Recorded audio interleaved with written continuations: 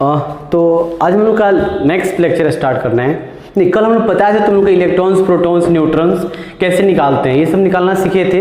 आज हम लोग को सीखना है इलेक्ट्रॉनिक कॉन्फ़िगरेशन। नहीं तो चलो हम लोग स्टार्ट करते हैं। एक और बेसिक क्लास का वीडियो बनेगा, मतलब 3 वीडियो में तुम्हारा कंप्लीट हो जाएगा, 3 लेक्चर में कंप्लीट हो जाएगा। चलो हेडिंग देना बाबू, इलेक्ट्रॉनिक कॉन्फ़िगरेशन। इलेक्ट्रॉनिक कॉन्फ़िगरेशन ये बहुत आसान है, बस थोड़ा सा सीखने की जरूरत है। इलेक्ट्रॉनिक कॉन्फ़िगरेशन देखो जैसे होता क्या है, यहाँ पे लिखते हो ऑक्सीजन 8, ठीक है।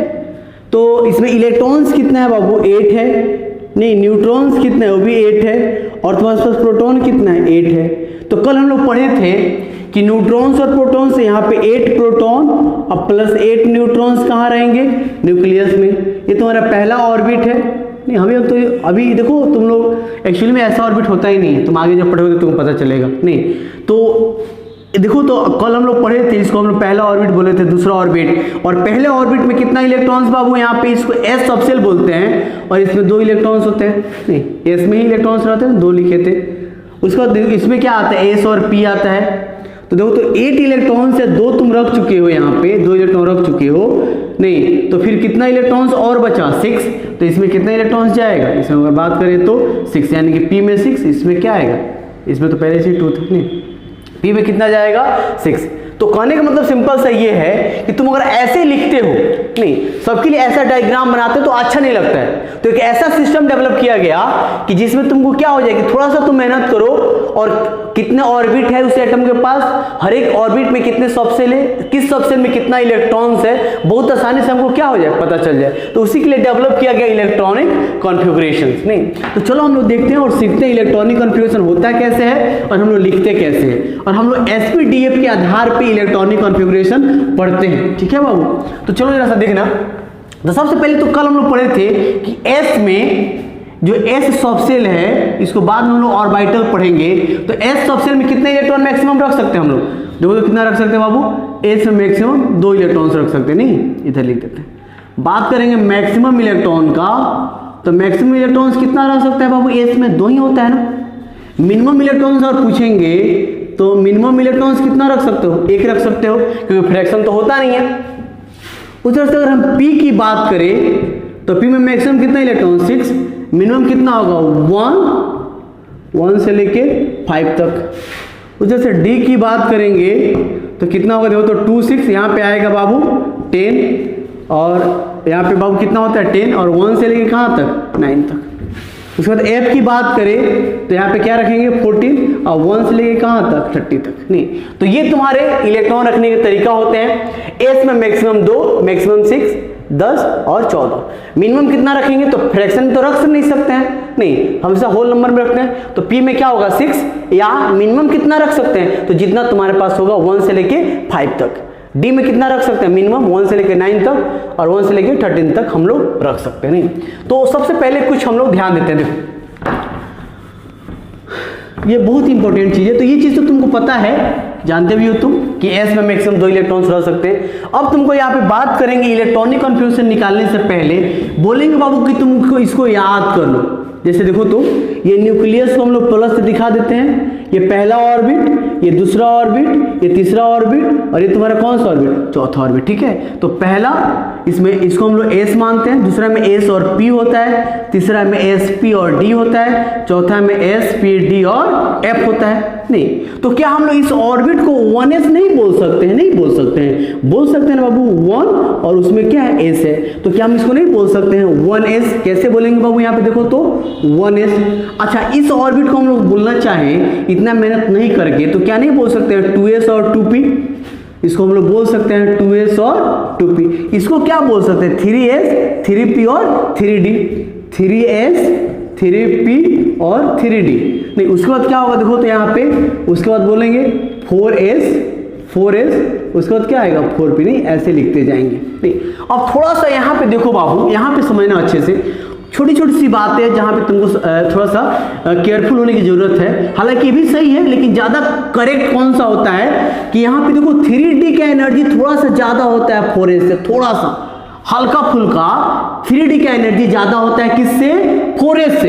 अभी तुम एनर्जी नहीं पढ़े हो, पूरे केमिस्ट्री में एनर्जी चलता है, तो अभी हम तुम लोग एनर्जी पढ़े नहीं हो, लेकिन फिर भी याद रखो कि जो इलेक्ट्रॉन्स भरते हैं सबसे पहले कम एनर्जी वाले में जाना चाहते हैं। जब तुम पढ़ोगे क्वांटम नंबर तो वहां पे n+l रूल पढ़ोगे, तो वहां से पता चल जाएगा कि किसका एनर्जी ज्यादा और किसका कम है। अभी ऐसे समझो कि न्यूक्लियस से जो ऑर्बिट सबसे नजदीक रहता है उसमें इलेक्ट्रॉन सबसे पहले जाना चाहता है, क्योंकि वहां पे अट्रैक्शन ज्यादा होता है, उसके बाद इसमें, उसके बाद इसके, उसके बाद इसमें नहीं। तो यहाँ पे 3D और 4s का थोड़ा सा प्रॉब्लम है। देखो ये तुम ऐसे नहीं लिख के, अगर ऐसे लिखोगे तो ज्यादा बेटर है, 1s 2s और 2p, उसके बाद 3s 3p, अब 4s को पहले लिख दो 3d, उसके बाद क्या लिखोगे 4p, और आगे जितना है ऐसे लिखोगे। मतलब होता क्या है, 4s और 3d में थोड़ा सा कंफ्यूजन है कि किसको पहले लिखिए, लेकिन एकदम आज से याद रखो कि 4s को तुम क्या लिखोगे, पहले लिखोगे। सबसे पहले किसको लिखोगे तुम?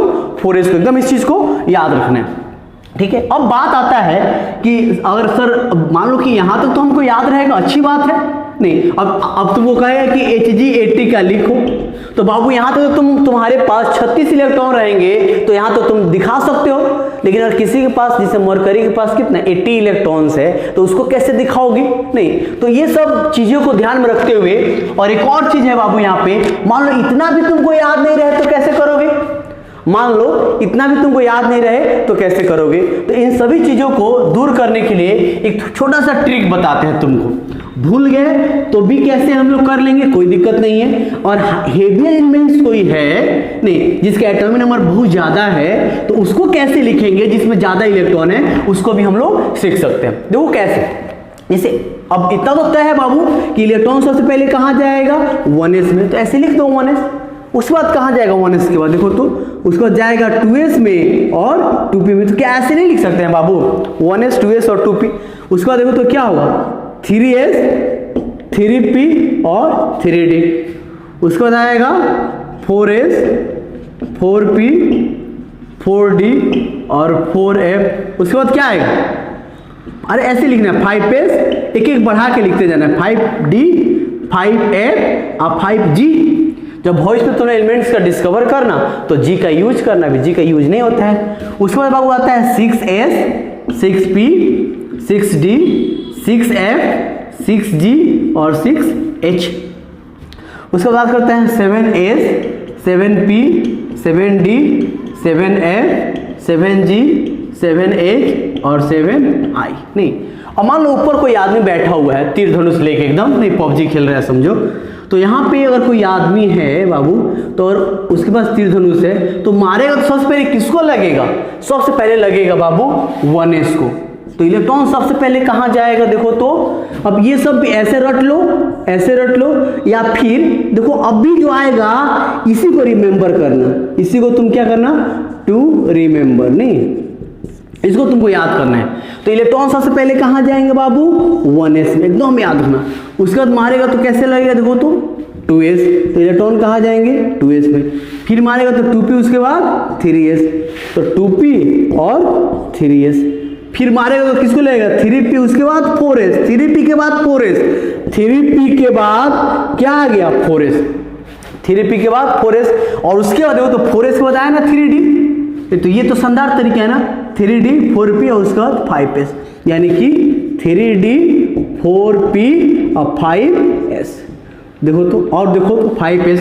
फिर मारेगा तो किसको लगेगा, देखो तो 4d 5p 6s, 4d 5p 6s।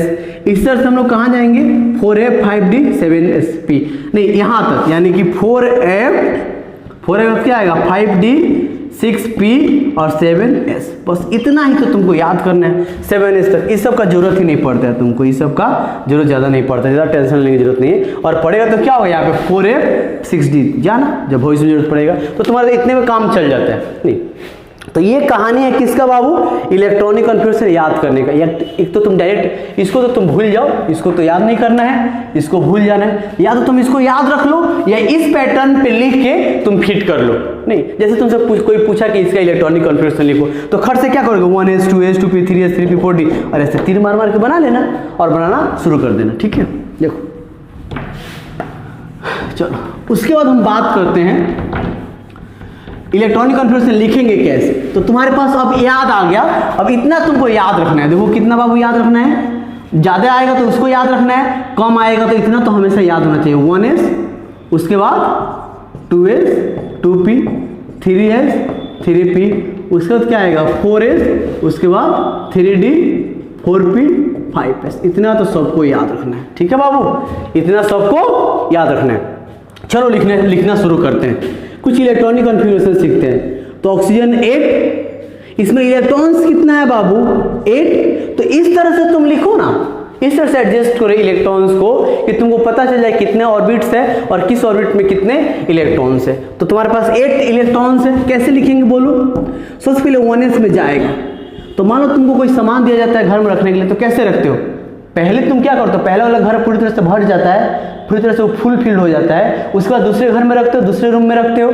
तो उसी तरह से यहाँ पे पहले ये भर जाएगा तब इसमें जाएंगे, तो 1s कितना आएगा 2, उसके बाद देखो तो 2s 2, उसके बाद 2p 6, उसके बाद क्या आएगा, अच्छा ज़्यादा हो गया ना बाबू, तुम्हारे पास है 8 इलेक्ट्रॉन, 2 रख चुके हो, 2p में कितना रखोगे बाबू 4 रख चुके हो, तो यहाँ पे 4, यानी कि 1s2 2s2 2p 4। उसी तरह से अगर हम बात करें फास्फोरस 15 का, चलो तो करो तो जल्दी, फास्फोरस 15 करो तो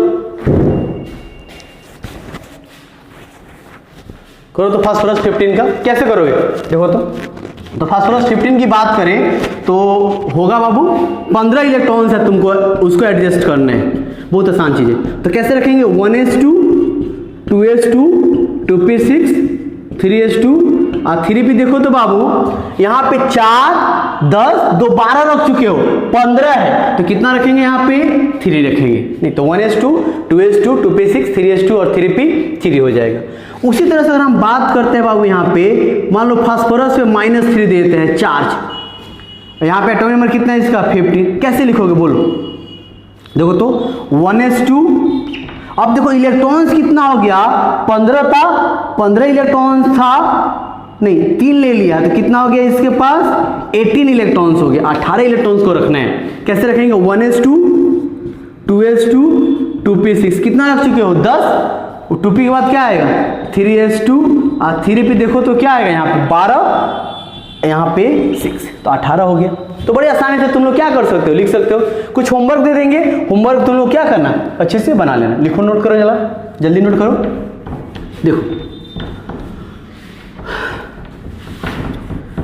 देखो जरा सा आज कुछ ज़्यादा ही वीडियो बनाना पड़ा है, 11 12 का 2 वीडियो, बिहार बोर्ड का बनाना पड़ा था, CBSE का, ये सब चीज़ें, तो थोड़ा सा ज़्यादा ही वीडियो बनाना पड़ा आज।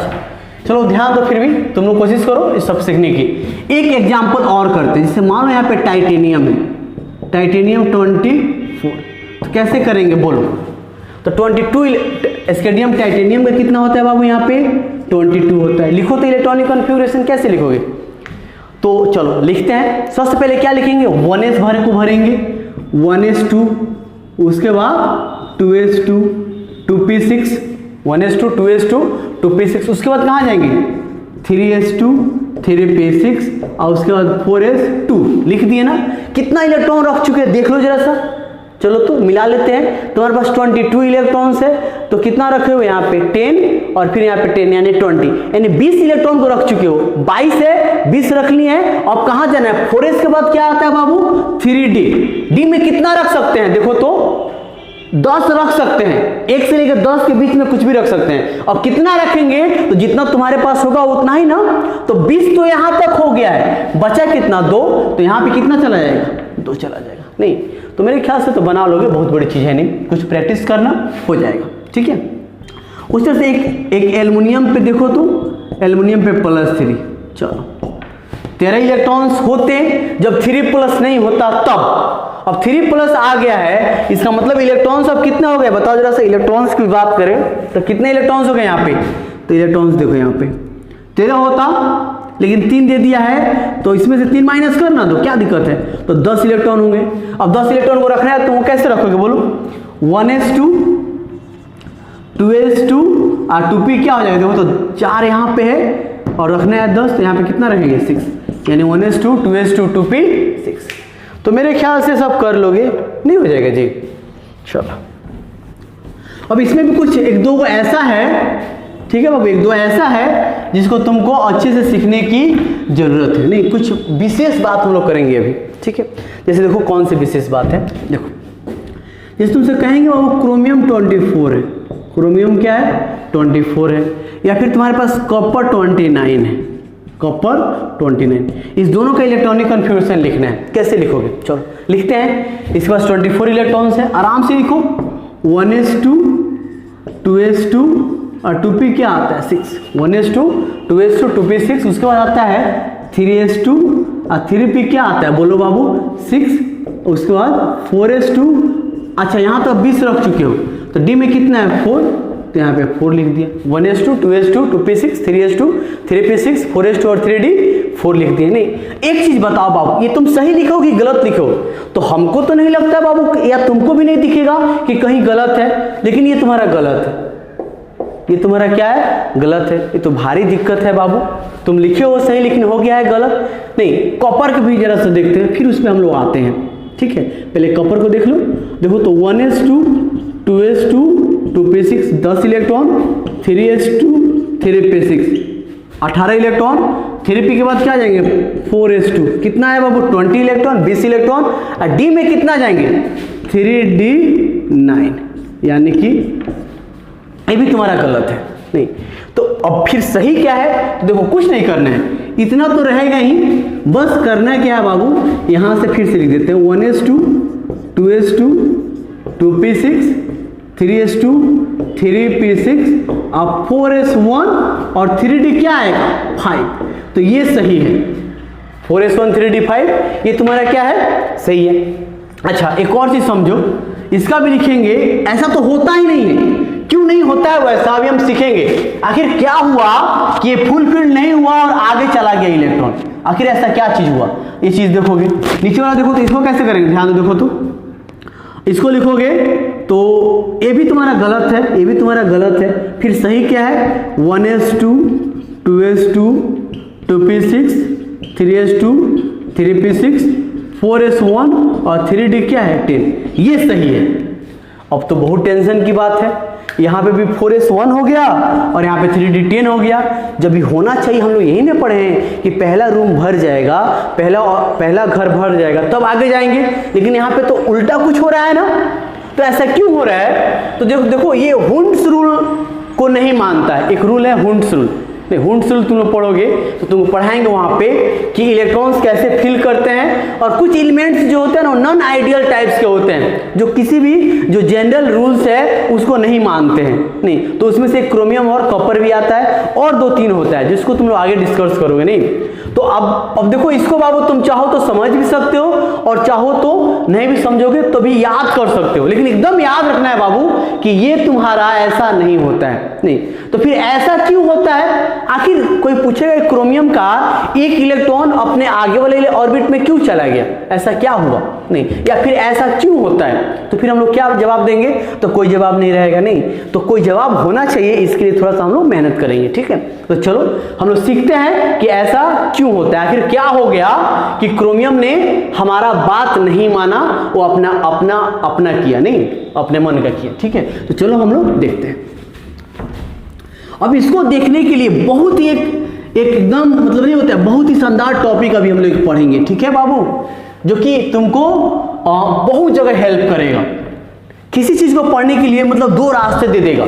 तो अभी जो टॉपिक में हम डिस्कस करने वाले हैं वो काफी इंपॉर्टेंट टॉपिक है, नहीं, और अच्छे से तुमको क्या करना है उस चीज को सीखना है, ठीक है। तो चलो हम लोग पहले स्टार्ट करते हैं, ध्यान दो।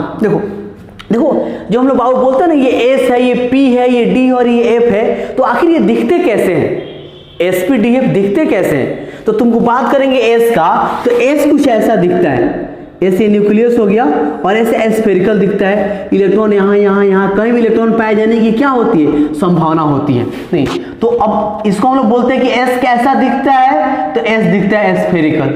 p कैसा दिखता है बाबू, तो p दिखता है डम्बेल, ऐसे p डम्बेल दिखता है, p कैसे दिखता है। और तुम लोग विजुलाइज कर सकते हो, इस चीज को सर्च करना ना, यूट्यूब पे सर्च करना है विजुअलाइजेशन ऑफ एटॉमिक ऑर्बिटल्स, तो आ जाएगा, टेंशन लेने की जरूरत नहीं है। तो इसमें इलेक्ट्रॉन ऐसे मूव करते रहते नहीं। अब p को कितना होता है, तो देखो तो ये तुम्हारा x एक्सिस मान लो, इसको मान लेते हैं बाबू तुम्हारा, देखो y एक्सिस नहीं, और ये तुम्हारा मान लो कि जेड एक्सिस मान लेते हैं, चलो। तो और ये इसको लोब्स बोलते हैं, ये 3 तरह के होते हैं। और ये इस पे होगा तो इसको पी एक्स बोलेंगे, वाई एक्सिस पे होगा तो पी वाई, मान लो यहाँ पे इसको वाई मान लेते हैं, नहीं बाबू, इसको वाई अगर मान लेते हैं, ये वाई एक्सिस है, और लोब्स इस पे लाई कर रहा है तो पी वाई हो जाएगा, और इस पे कर रहा है तो पी जेड हो जाएगा। लेकिन अब ध्यान दो बात, अब क्या हम बताना चाह रहे हैं, डी कैसा दिखता है, तो डी तो ये डबल डम्बेल दिखता है। एस कैसा दिखता है, स्फेरिकल। पी कैसा दिखता है, डम्बेल। ये कैसा दिखता है, डबल डम्बेल। और एफ कैसा दिखता है, तो इसका स्ट्रक्चर बहुत कॉम्प्लिकेटेड होता है, बहुत ही कॉम्प्लिकेटेड होता है। नहीं तो अब बात ये है, क्या ये चीजें अभी हम लोग पढ़ेंगे तो नहीं समझ में आएगा, नहीं, ठीक है, क्योंकि अभी बाबू यह 2nd क्लास है और तुम अभी डिस्कस कर रहे हो अपने किस चीज पे, अभी हम लोग बात कर रहे हैं अपने बेसिक पे। तो हम लोग बेसिक पे रहेंगे तभी हम लोग सही सलामत रहेंगे। नहीं तो सिंपल सा कहने का क्या मतलब है कि इसको हम लोग ऐसे नहीं सीखेंगे, एसपीडीएफ तो हम जानते हैं, नहीं, और ये क्या है बाबू, तुमको इसको हम लोग सबको ऑर्बिटल्स बोलते हैं। ये एस ऑर्बिटल्स है, पी ऑर्बिटल्स को 3 भाग में बांटा गया है, डी ऑर्बिटल्स को 5 भाग में बांटा गया है, इसको 3 भाग में, इसको 1 भाग में। नहीं, ये तुम्हारा क्या होता है, 7 ऑर्बिटल्स दिया गया है। नहीं तो बात है कि ऑर्बिटल्स क्या होते हैं, नहीं, और ये सब कैसे समझेंगे तो अभी समझने की जरूरत नहीं है। अभी तुम सिंपल से इतना समझ लो बाबू कि देखो तो यहाँ पे ऑर्बिटल्स क्या होते हैं, जैसे यहाँ पे हम लिखते हैं एस, नहीं एस ऑर्बिटल्स लिखते हैं, इधर लिखते हैं एस ऑर्बिटल्स। नहीं तो ऑर्बिटल्स क्या होता है, तो इलेक्ट्रॉन के एग्जैक्ट पोजीशन बताने के लिए तुमको 4 चीज का जरूरत पड़ेगा। देखो तो principal quantum number, azimuthal quantum number, magnetic quantum number और स्पिन क्वांटम नंबर। नहीं जैसे तुम्हारा एड्रेस बताने कि अभी तुम एग्जैक्ट कहाँ पे हो, मान लो तुम्हारा कोई दोस्त कॉल किया और बोला कि तुमसे मिलना है, तुम क्या बोलोगे, तो हम बेतिया में आके मिल लो, क्या मिल पाएगा? तो क्या बताना पड़ेगा कि तुम बेतिया में स्टेशन पे आ जाना, उसके बाद इस मोहल्ले में आ जाना, नहीं मोहल्ले की इस घर पे, घर नंबर बताओगे, इस रूम में है। मतलब तुम्हारा भी एड्रेस बताने के लिए कितना चीज की जरूरत पड़ेगा, 4। इलेक्ट्रॉन्स का भी एड्रेस बताने के लिए 4 चीज की जरूरत पड़ेगा। लेकिन इलेक्ट्रॉन अच्छा तुम एग्जैक्ट कहाँ पे हो, अभी रूम में हो, नहीं तो इलेक्ट्रॉन भी एग्जैक्ट 99% चांस होता है कहाँ पे होगा, तो ऑर्बिटल्स में होगा। इलेक्ट्रॉन 99% चांस होता है कि कहां पे होगा, तो ऑर्बिटल्स में। मतलब इलेक्ट्रॉन से जहां पे रहता है उसको हम लोग क्या बोलेंगे, ऑर्बिटल्स बोलेंगे। अब सबसे मत बोलना, थोड़ा सा स्टैंडर्ड हो गए हो, नहीं दूसरा क्लास है, धीरे धीरे तुम्हारा स्टैंडर्ड क्या होते जाएगा, बढ़ते जाएगा। तो अभी एस ऑर्बिटल्स को अब स्फेरिकल बनाएंगे, देखो हम कैसे बनाएंगे। एस ऑर्बिटल्स कैसा होता है बाबू, तो समझो ना ऐसे एक रूम बना देना, बात खत्म। नहीं अब पूछेगा ऑर्बिटल्स क्या होता है, तो वैसा 3 dimensional space around the nucleus जहां इलेक्ट्रॉन पाए जाने की संभावना सबसे ज्यादा होता है, उसी को हम लोग क्या बोलते हैं, ऑर्बिटल। एस के लिए कितना ऑर्बिटल्स दिया गया है, 1 ऑर्बिटल्स दिया गया है। पी के लिए कितना ऑर्बिटल्स दिया गया है बाबू, तो पी के लिए दिया गया है बाबू 3 ऑर्बिटल्स दिया गया है। डी के लिए कितना ऑर्बिटल्स दिया गया है, तो इसके लिए 5 ऑर्बिटल्स दिया गया। सबका अलग अलग नाम है, सबका अलग अलग नाम है, नाम अभी नहीं जानना है। जब हम लोग पढ़ेंगे ओवरलैपिंग कॉन्सेप्ट ऑफ ऑर्बिटल्स, तो वहां पे हम लोग सिर्फ और सिर्फ किसका डिस्कस करेंगे, ऑर्बिटल्स का। क्या उसका कहानी है, आखिर क्यों जरूरत पड़ा है सब चीज का, सब पढ़ोगे। 1 2 3 4 5 6 7। एफ के लिए कितना ऑर्बिटल्स है बाबू, 7। डी के लिए कितने हैं, 5। मतलब जितने उसके पास इलेक्ट्रॉन्स होते हैं, मैक्सिमम उसके आधे उसको ऑर्बिटल्स दिया गया है, मतलब उसको रूम दिया गया है, ऐसे समझो। जैसे कहने का मतलब क्या है, ध्यान दो, कहने का मतलब है कि देखो एस में 2 इलेक्ट्रॉन रहता है, बाबू 1 रूम दिया गया है। पी में 6 इलेक्ट्रॉन रहता है, बाबू 3 रूम दिया गया है। डी में 10 इलेक्ट्रॉन रहता है, 5 रूम दिया गया है। एफ में 14 इलेक्ट्रॉन रहता है, 7 रूम दिया गया है। और कहने का मतलब ये है सिंपल सा मेरा कि बाबू जितना ऑर्बिटल्स उसके दुगने इलेक्ट्रॉन्स है। मतलब कहने का मतलब क्या है कि बाबू यहाँ पे मैक्सिमम 1 ऑर्बिटल्स में 2 इलेक्ट्रॉन रह सकते हैं ऑपोजिट साइन के साथ। एक ये क्लॉकवाइज, ये तुम्हारे एंटी क्लॉकवाइज, या किसी को क्लॉकवाइज किसी को एंटी क्लॉकवाइज मान सकते हो। तो ये तुम्हारा रिप्रेजेंटेशन का सही तरीका है। बाबू हम लोग ऐसे भी रिप्रेजेंट नहीं कर सकते, ऐसे भी नहीं कर सकते, ठीक है। सब तुम आगे पढ़ोगे, बस अभी देख के रखो, जान के रखो कि हाँ ये चीज भी कुछ होता है। ये ऐसे भी नहीं कर सकते, नहीं। 1 ऑर्बिटल्स में 3 इलेक्ट्रॉन नहीं रह सकता है, ये भी गलत है, नहीं। और 1 ऑर्बिटल्स में 1 इलेक्ट्रॉन रहेगा, ये सही है, ठीक है। तो अब कहने का मतलब सिंपल से ये याद रखो कि एक घर में मैक्सिमम कितना इलेक्ट्रॉन रह सकते हैं? 2। मतलब एक रूम में मैक्सिमम 2, मिनिमम कितना रह सकता है? 1 रह सकता है। ठीक है, अब इसको थोड़ा सा हम लोग बात को आगे बढ़ाते हैं। लिखो जरा से, इसको लिखना है, एक एक चीज लिखना है, एक एक चीज लिखना है, सभी चीज लिखना है। लिखो तो चलो, हम लोग मेहनत कर रहे हैं बाबू इसको, ये बहुत काम देगा तुमको पूरा। देखो ना, अभी केमिस्ट्री को इधर से उधर हिला देगा ये, जो तुम आराम से पढ़ के ना 9th-10th में जिंदगी बिताते हो, नहीं आराम से पढ़ लेते हो 10th में, जो समझ में आया ठीक है, नहीं समझ में आया कोई बात नहीं, यहाँ पे भी पता चलेगा नेक्स्ट क्लास से। ठीक है, तो अब ये सब दिमाग में होगा ना तो तुम सोच पाओगे, बहुत सारे चीजें सोच पाओगे यार, एकदम आसान कर देगा ये सब चीजें। बेसिक में किसी का औकात नहीं है ये सब चीज पढ़ाने का, तुमको हम बेसिक में पढ़ा रहे हैं। ठीक है, तो तुम पढ़ो सीरियस होके, और तुम चाहते हो तुम्हारा भी 100 नंबर आए। देखो इस बार एक बच्ची का, मेरे एक स्टूडेंट का 100 नंबर आया केमिस्ट्री में, वर्तिका का नहीं, लेकिन मैं चाहता हूं कि नेक्स्ट ईयर कम से कम 10 बच्चों का नंबर है। और जो मेरे पास 11th और 12th, 11th जो किए रहेंगे, 11th में टेस्ट लेंगे, तो उसमें से 20 स्टूडेंट मात्र हम अलग करके पढ़ाएंगे, एकदम अलग व्यवस्था उन लोगों का सारा चीज होगा, कि कम से कम नेक्स्ट ईयर 10 ऐसे स्टूडेंट हो जिसका 100 नंबर आए केमिस्ट्री में। 10 स्टूडेंट, एकदम टारगेट 100 का बैच चलेगा, जिसका टारगेट ही रहेगा 100 नंबर लाना, कुछ भी हो जाए आना ही चाहिए। नहीं तो चलो अब ध्यान दो यहाँ पे। तो अब एक बात समझना, थोड़ा सा एक बात हम लोग समझते हैं, बहुत ही आसान चीज है। जैसे मान लो कि एस है, कोई एस में तुम्हारे पास 2 इलेक्ट्रॉन है, और एस के लिए अभी अभी तुम जाने हो कि कितना घर दिया गया है बाबू, उसको 1 घर दिया गया है, नहीं तो उसमें कितना इलेक्ट्रॉन्स रखोगे? 2। अच्छा, एस के लिए 1 रूम दिया गया है, अच्छा उसमें इलेक्ट्रॉन्स कितना रह सकता है? 2। नहीं तो इसमें 2 इलेक्ट्रॉन रह सकता है, और 2 है तो ये फुल फील्ड है कि हाफ फील्ड है? तो इसको कहेंगे कि सर ये फुल फील्ड है, ये तुम्हारा क्या है, पूरी तरह से भरा हुआ है बाबू, और कुछ नहीं।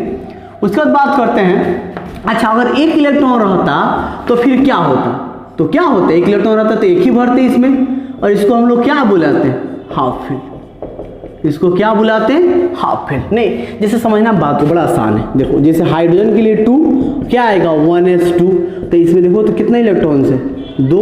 तो 2 नहीं भर दिए, बस उसी को बताना चाह रहे हैं, ये ऑर्बिट को बताता है, ऑर्बिटल्स को बता रहा है। जैसे हम लोग बात करते हैं, सॉरी हीलियम, हीलियम ना बाबू, हीलियम का नंबर 2 होता है। हाइड्रोजन की बात करते हैं, हाइड्रोजन क्या होता है? 1, तो क्या आएगा? 1s1। कितना इलेक्ट्रॉन इसमें रखेंगे? 1। नहीं तो ये तुम्हारा फुल फील्ड है और ये तुम्हारा हाफ फील्ड है। और तुम जानते हो कि हीलियम इनर्ट गैस होता है। इनर्ट गैस क्यों होता है बाबू? ये रिएक्शन क्यों नहीं करता है? क्यों स्टेबल होता है? हम बोलते हैं ना कि हीलियम स्टेबल होता है, क्यों? क्योंकि इसका घर भरा हुआ है। जिसका घर भरा हुआ है उसको काम करने की क्या जरूरत है? नहीं, तो इसको फुल फील्ड बोलेंगे और इसको हाफ फील्ड बोलेंगे। और इसमें बाबू एक और फील्ड होता है जो कि एस में नहीं आता है, पार्शियल फील्ड, अभी देखेंगे। जैसे देखो तो मान लो पी है, पी में मान लो 6 इलेक्ट्रॉन है, ठीक है, तो कितना घर दिया गया है बाबू इसके लिए? देखो तो इसके लिए 3 घर दिया गया है, तो 1 2 3 4 5 6। अच्छा देखो तो जरा सा इसके लिए देखो तो इसमें 3 इलेक्ट्रॉन्स और रहेगा तो 6 इलेक्ट्रॉन्स है। मान लो पी में 6 इलेक्ट्रॉन्स है तो फुल फील्ड है, और 3 इलेक्ट्रॉन है तो क्या है बाबू? देखो यहाँ पे, तो इसके लिए घर तो उतना ही है, तो 1 इलेक्ट्रॉन यहाँ पे, 1 यहाँ पे और 1 यहाँ पे। अब देखो समझना बात को, हम लोग एक एक, अच्छा हम यहाँ पे 2 क्यों नहीं भर सकते हैं बाबू? सिमेट्रिसिटी के लिए। मान लो तुम्हारे 3 गो दोस्त है, 3 गो रूम है, तो तीनों में अलग अलग रहेंगे तो ज़्यादा रिपल्सन नहीं होगा, मतलब मारपीट नहीं होगा। नहीं, ये तो पता चलेगा 3-5 करने लगोगे सब, नहीं इधर उधर मारपीट शुरू कर दोगे। तो समझ रहे हो? तो यहाँ पे अब देखो तो तीनों अलग अलग है ना, तो सिमेट्रिसिटी है। लेकिन जैसे एक और आएगा तो यहाँ जाएगा, यहाँ जाएगा, यहाँ जाएगा, मारपीट शुरू हो जाएगा। वो कहेगा ना हम मेरे रूम में नहीं रहेगा, तुम कहोगे ना मेरे रूम में नहीं रहेगा, ये हम कहेंगे ना मेरे रूम में नहीं रहेगा। तो इस पूरे सिस्टम में अनसिमेट्रिसिटी आ जाएगी। अभी क्या ये सिमेट्रिसिटी है? नहीं, तो इसलिए पहले एक एक भरते हैं। तो देखो तो इसको हम लोग क्या बोलेंगे? जितना होना चाहिए उसके आधा है, तो इसको हम लोग क्या बोलेंगे? Half field. जैसे अब मान लो बाबू कि न 3 है न 6 है, किसी एलिमेंट्स है उसका इलेक्ट्रॉनिक कन्फिग्रेशन लिखे और उसमें न 3 आया न 6 आया। मान लो कि 4 इलेक्ट्रॉन्स आ गया। अब 4 इलेक्ट्रॉन्स आ गया तो ये ना फुल फील्ड वाला कहानी रहा और ना हाफ फील्ड वाला कहानी रहा। तो फिर इस कहानी किसका हो गया बाबू? तो ये हो गया तुम्हारा पार्शियल फील्ड का। ये तुम्हारा क्या हो गया? पार्शियल फील्ड का। नहीं मतलब ना फुल फील्ड हो ना हाफ फील्ड हो, तो उसको हम लोग क्या बोलेंगे? Partial field. अब पार्शियल फील्ड का कंडीशन कब आता है? जब तो ना तुम्हारे पास पी ब्लॉक में ना तुम्हारे पास 6 इलेक्ट्रॉन हो ना 3 हो। जैसे समझना सबका कहानी क्या है। जैसे नियोन यहाँ पे क्या है? 10, तो लिखोगे तो 1s2 2s2 2p6। तो p को छोड़ो, p की बात, s को छोड़ो, p की बात करते हो। तो 1 2 3 पहले एक एक भरेंगे सिमेट्रिसिटी के लिए, फिर यहाँ पे एक एक भरेंगे। तो कितना इलेक्ट्रॉन है बाबू? 6। तो ये तुम्हारा फुल फील्ड है। लेकिन बात करते हैं नाइट्रोजन 7 का, 1s2 2s2 2p3। तो इसमें कितना इलेक्ट्रॉन्स है? 1 1 1 नहीं, तो एक एक नहीं। तो एकदम समझो इस चीज़ को हम बताना क्या चाहते हैं। अच्छा मान लो कुछ अलग आ जाता है ऑक्सीजन, तो फिर क्या आएगा? 2p4 आएगा। तो p में कितना इलेक्ट्रॉन्स आ गया? 1 2 3 और 4। तो ये अनसिमेट्रिकल हो गया। नाइट्रोजन की ज़्यादा स्टेबिलिटी होती है ऑक्सीजन से नहीं, क्योंकि तुम्हारा क्या है? हाफ फील्ड है। हाफ फील्ड ज़्यादा स्टेबल होता है पार्शियल फील्ड से। सब चीज़ धीरे धीरे पढ़ोगे। अब हम लोग बात करते हैं डी का।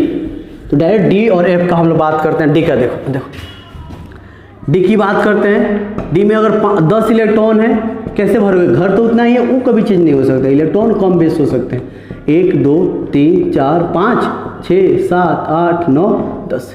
एफ में देखो तो क्या है? 5 इलेक्ट्रॉन है। देखो तो यहाँ पे क्या आएगा? 1 2 3 4 1 2 3 4 5। हाफ फील्ड है। सिचुएशन ऐसा हो 7 इलेक्ट्रॉन आ जाए, 1 2 3 4। तो 1 2 3 4 5 6 7। तो ये तुम्हारा half field, sorry full field, half field और पार्शियल फील्ड। एफ की अगर बात करें तो मान लो 14 इलेक्ट्रॉन है। तो 14 इलेक्ट्रॉन तो कैसे भरोगे? 1 2 3 4 5 6। तो पहले 1 2 3 4 5 6 7 8 9 10 11 12 13 14।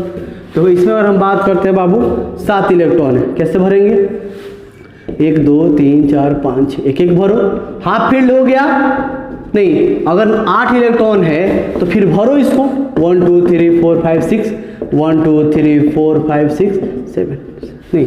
तो अब ये तुम्हारा एफ ब्लॉक का था। अब देखो तुम लोग एक बात बताओ, हीलियम, बात करते हैं हीलियम का, 1s2 होता है। देखो तो फुल फील्ड है बाबू। बात करते हैं नियॉन का, 1s2 2s2 2p6 नहीं, एस भी फुल फील्ड है, ए भी फुल फील्ड है और पी में भी 6 इलेक्ट्रॉन है। तो ये भी तुम्हारा क्या है? फुल फील्ड है। कहना क्या चाहते इसके बाद आर्गन भी क्या आएगा?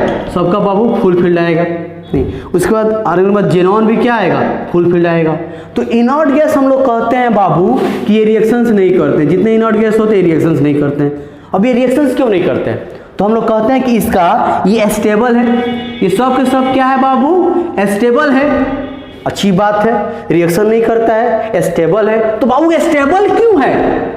और ये स्टेबल है तो स्टेबल क्यों है? तो सिंपल सा रीजन है कि इसका जो घर है, जो इसका ऑर्बिटल है, वो भरा हुआ है, कोई खाली नहीं है। जब घर भरा हुआ है तो काहे के लिए रिएक्शंस करेगा? मतलब सिंपल सा कहने का मतलब है कि सबसे ज्यादा स्टेबल हम इनॉर्ट गैस को मानते हैं और सारे एलिमेंट्स इनॉर्ट गैस के जैसे इलेक्ट्रॉनिक कॉन्फ़िगरेशन प्राप्त करना चाहते हैं। क्यों चाहते हैं इनसे जैसा बनना? क्योंकि ये पूरी तरह से इनका घर क्या है? भरा हुआ है नहीं। तो और तुमसे पूछेंगे कि इलेक्ट्रॉन्स इस तरह का चाहते हैं रहना, इस तरह का सिचुएशन में रहना चाहते हैं या इस तरह का सिचुएशन में रहना चाहते हैं? तो अगर हम स्टेबिलिटी की बात करें, किसकी बात करें? स्टेबिलिटी की। तो स्टेबिलिटी ऑर्डर क्या होगा बाबू बताओ? तो सबसे ज्यादा होता है बाबू तुम्हारा फुल फील्ड का। किसका ज्यादा हो जाएगा? सबसे फुल फील्ड का। उसके बाद बात करते हैं हाफ फील्ड का, हाफ फील्ड का। उसके बाद बात करते हैं पार्शियल फील्ड का। सबसे ज्यादा half field, full field, half field, partial field नहीं। एकदम याद रखो, ये एकदम रामबाण है यार। एक बार में पूरा केमिस्ट्री दिया जाएगा, बस याद रखना ना इसको नहीं। समझ रहे हो ना? तो फुल फील्ड, हाफ फील्ड, फिर क्या हो तुम्हारा? Partial field. अब देखो जरा सा, तो तुमसे पूछा जाएगा कि स्टेबिलिटी का ऑर्डर क्या होता है? तो सबसे ज्यादा होता है किसका? फुल फील्ड का, हाफ फील्ड का, फिर होता है पार्शियल फील्ड का। अब हम लोग वापस आते हैं क्रोमियम पे। इतना याद रखना, ये हमेशा काम आएगा तुमको, हमेशा क्या, कल भी काम आएगा, परसों भी काम आएगा नहीं। ये इतना कमाल का चीज है और अच्छे से नोट्स बनाना। तुम लोग मैं बार बार बोल रहा हूँ, केमिस्ट्री का जितना अच्छा नोट्स होगा, सबसे अच्छा वही तुम्हारा दोस्त होगा नहीं। सबसे अच्छा तुम्हारा दोस्त कोई होगा तो जो केमिस्ट्री का नोट्स होगा वही नहीं, वो हमेशा तुम्हारे साथ रहेगा। अब जैसे देखो हम लोग क्रोमियम पे आते हैं। क्रोमियम 24 यही था और आते हैं हम लोग कॉपर 29। लिखेगा तो लिखते लिखते जाओगे 1s2 2s2 1s2 2s2 2p6 3s2 3p6 और 4s2 और 3d क्या लिखोगे? 9। देखो तो यहाँ पे क्या हो रहा है? 2 इलेक्ट्रॉन है और यहाँ पे क्या? 1 2 3 4 1 2 3 4 5 6 7 8 9। ये तुम्हारा क्या है? फुल फील्ड है और ये तुम्हारा क्या है? पार्शियल फील्ड है। ये तुम्हारा फुल फील्ड है और ये तुम्हारा क्या है? पार्शियल फील्ड है नहीं। अच्छा, अब हम लोग क्या करते हैं, एक चीज तुम जानते हो कि 3s 3p के बाद क्या आना चाहिए था 3d, लेकिन आया कौन सा 4s। तो दोनों का एनर्जी ना बाबू, एनर्जी की अगर हम बात करें तो लगभग आस पास होता है।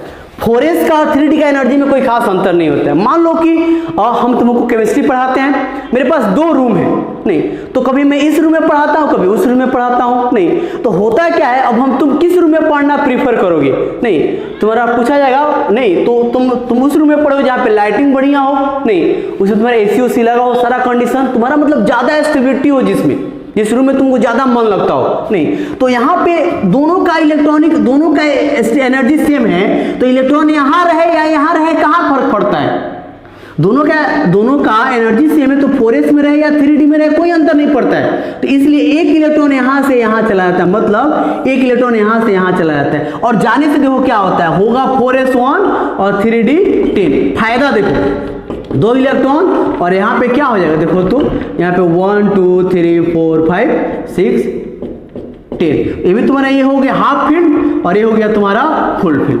तो पहले फुल फील्ड वो पार्शियल फील्ड था, अभी एक हाफ फील्ड और एक फुल फील्ड हो जाएगा। तो तुमसे कोई पूछेगा कॉपर में ऐसा क्यों होता है, ये तो लिखना ही नहीं है, डायरेक्ट यही लिखना है, डायरेक्ट यही लिखना है, ठीक है। 4s 1 और 3d 10, तो क्या कहोगे, पहले बताओगे 4s और 3d का एनर्जी सेम होता है, और ऐसे करने से उसकी स्टेबिलिटी बढ़ जाती है, नहीं ज्यादा स्टेबल दिख भी रहा है ना बाबू, ये फुल फील्ड और ये तुम्हारा क्या है हाफ फील्ड। क्रोमियम की बात करेंगे तो क्या आता है, देखो तो 4s2 और 3d4, ये तुम्हारा क्या है, देखो बाबू ये तुम्हारा फुल फील्ड और ये तुम्हारा क्या है 1 2 3, ये फुल फील्ड है और ये तुम्हारा है पार्शियल फील्ड, लेकिन दोनों का एनर्जी सेम एक जैसे जाएगा, ये तुम्हारा क्या हो जाएगा बताओ तो 1 और इधर क्या आएगा 1 2 3 4 1 2 3 4 5, ये भी तो तुम्हारा हो गया बाबू, देखो तो ये भी हाफ फील्ड और ये भी तुम्हारा हाफ फील्ड, जिसकी वजह से स्टेबिलिटी क्या हो जाती है, बढ़ जाती है। नहीं तो ऐसा ही लिखना ही नहीं है बाबू, डायरेक्ट कैसे लिखेंगे, लिखते लिखते जाएंगे 4s 1 और 3d क्या लिखेंगे 5। रीजन क्या है, ऐसे इसकी स्टेबिलिटी क्या है ज्यादा है, तो यही रीजन होता है। बहुत सिंपल सा चीज है। कुछ होमवर्क देते हैं, कुछ क्वेश्चन तुम लोग कर लेना। होमवर्क लिखो, 5 क्वेश्चन देते हैं बाबू, यहाँ पे बनाना है तुम लोग को। Fe26 का इलेक्ट्रॉनिक कॉन्फ़िगरेशन लिखना है, नहीं उसके बाद सल्फर -2 का 16 होता है, उसके बाद क्लोरीन 70 का इलेक्ट्रॉनिक कॉन्फ़िगरेशन, 4th में ब्रोमीन 35 और 5th में कोबाल्ट 27, ठीक है। चलो और एक और देते हैं, 6 में आर्गन को लिखना है, बस ये लिख के इलेक्ट्रॉनिक कॉन्फ़िगरेशन लिखना है। क्या लिखना है, राइट इलेक्ट्रॉनिक कॉन्फ़िगरेशन। सबके इलेक्ट्रॉनिक कॉन्फ़िगरेशन लिख के मेरे व्हाट्सएप नंबर पे सेंड करना है, ठीक है। चलो करो, फिर नेक्स्ट क्लास कल हम लोग देखेंगे, कल संडे है, संडे को वीडियो आएगा, नहीं तो फिर मंडे से आएगा, ठीक है। चलो।